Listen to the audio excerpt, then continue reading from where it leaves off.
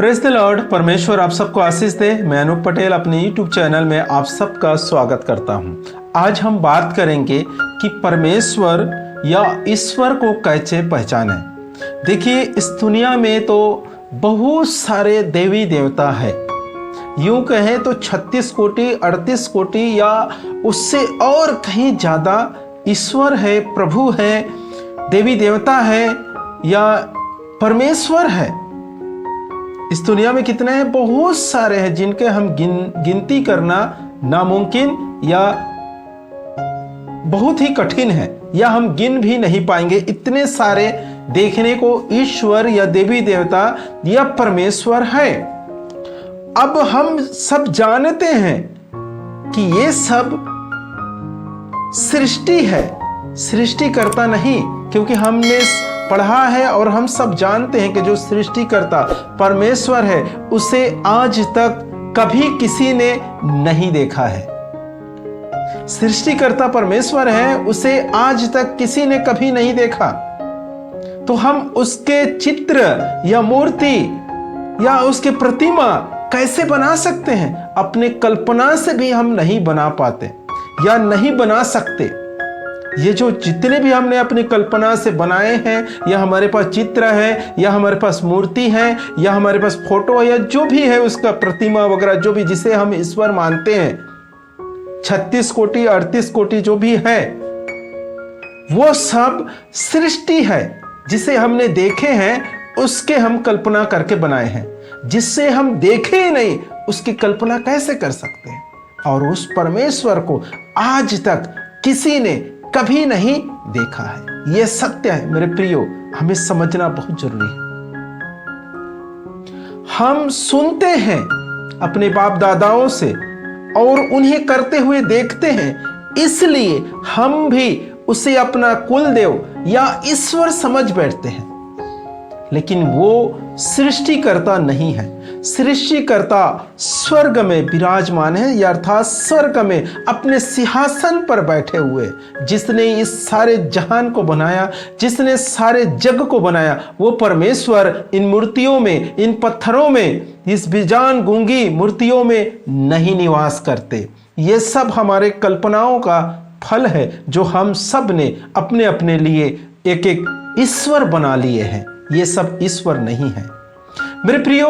Bible के अनुसार हम देखते हैं कि इन सब जो हमारे पास ईश्वर है, मूर्तियां हैं, फोटो है, जो भी जिसके हम ईश्वर समझते हैं, वो उसका निर्माण कैसे हुआ, उसे हमने ईश्वर कैसे मान गए, ये आज हम परमेश्वर के वचन के अनुसार देखेंगे और सीखेंगे।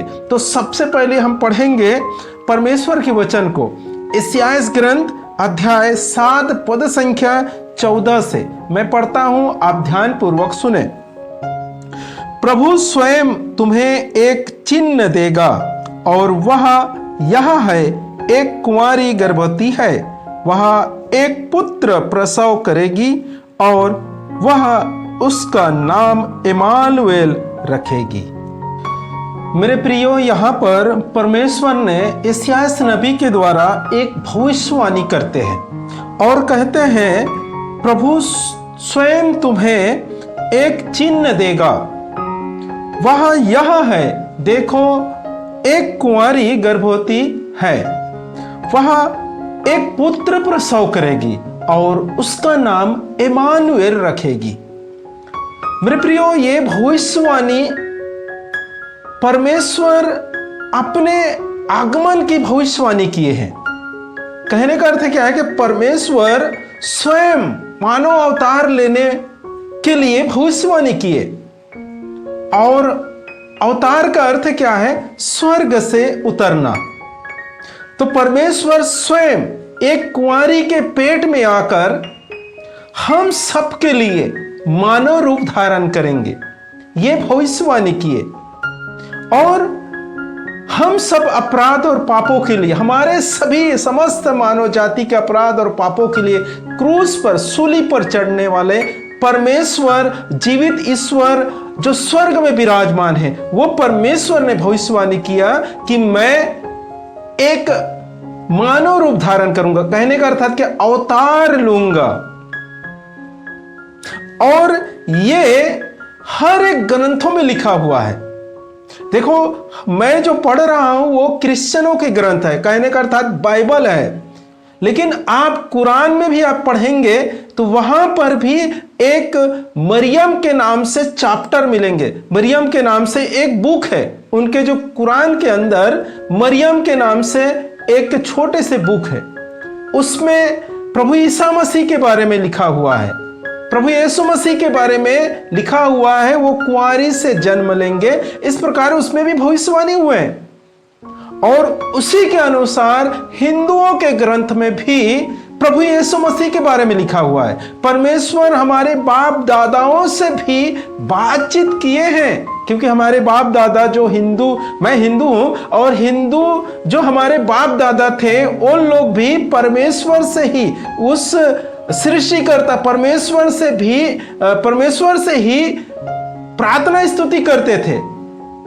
ऋषि मुनि, पुराने हमारे बाप दादा, शास्त्री लोग, जो शास्त्र जानने वाले लोग परमेश्वर से प्रार्थना करते थे, परमेश्वर हमारे अपराध और पापों से कैसे मुक्ति होंगे, कैसे मुक्ति मिलेंगे। तब परमेश्वर उन सब से भी बातचीत किए हैं, उन सब से भी यही प्रमाण दिए हैं कि मैं अवतार लूंगा, मैं इस दुनिया में मानव रूप धारण कर इस दुनिया में आऊंगा, वो भी कैसे, एक कुंवारी के पेट से जन्म लूंगा। ये परमेश्वर ने अपने लोगों को बताए हुए हैं, और वो सभी लोग जो परमेश्वर की वाणी सुने हैं वो अपने अपने ग्रंथों में लिखे हुए हैं।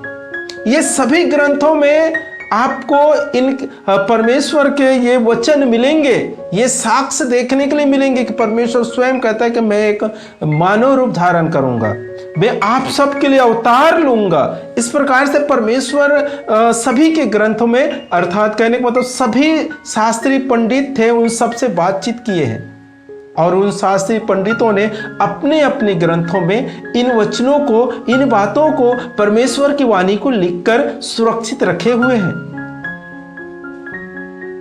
अब इसमें क्या हो गया कि परमेश्वर ने कहा एक, कहीं पर भी एक मानव रूप लेकर आएंगे वो, ऐसे तो नहीं सभी धर्म में मैं उनके धर्म में भी उद्धारकर्ता के रूप में जन्म लूंगा, यहां भी उद्धारकर्ता के रूप में जन्म लूंगा, वहां भी उद्धारकर्ता के रूप में जन्म, ऐसे नहीं है।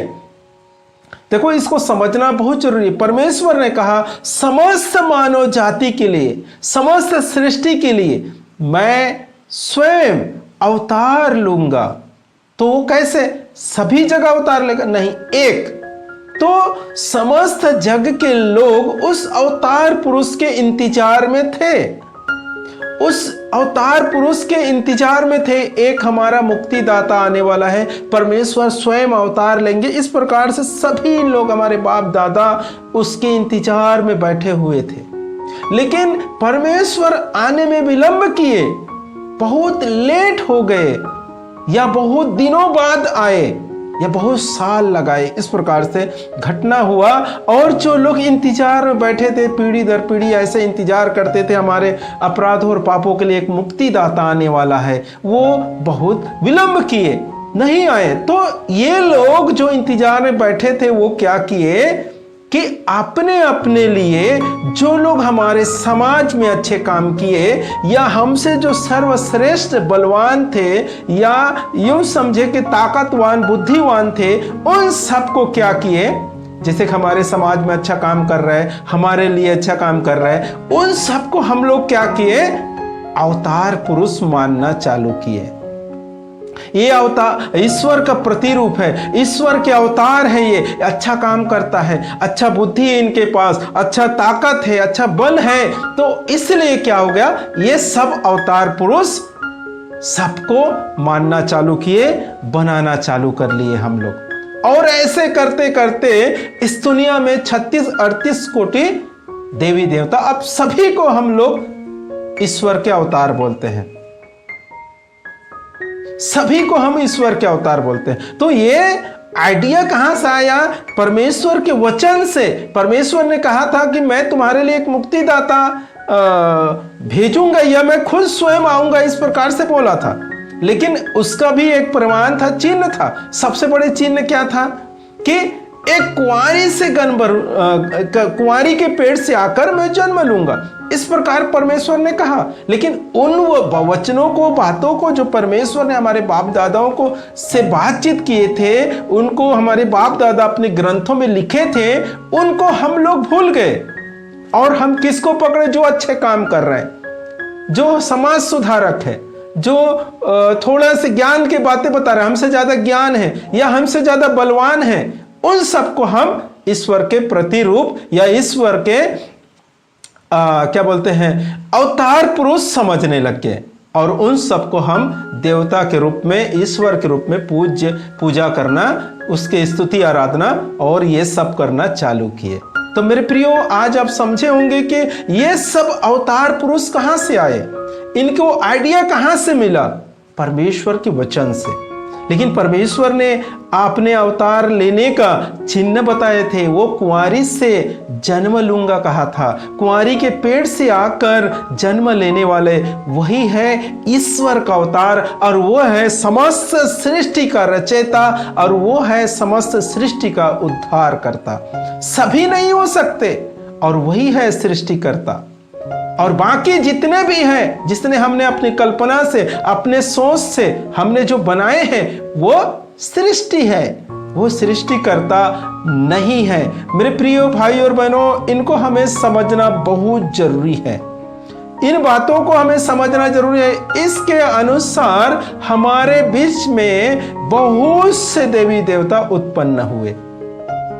अब कुछ लोगों को आप देखेंगे, मैं ऐसे नहीं बोलता लेकिन उदाहरण के लिए बता रहा हूं, जो कछुए हैं उसे ईश्वर समझते हैं। कुछ दुकानों में भी आप देखेंगे उसकी मूर्ति जो है, कछुए का मूर्ति, उसको पानी रखते हैं, उसमें डुबा कर रखते हैं, उसके पूजा याचना करते हैं, उनके लिए वो ईश्वर है।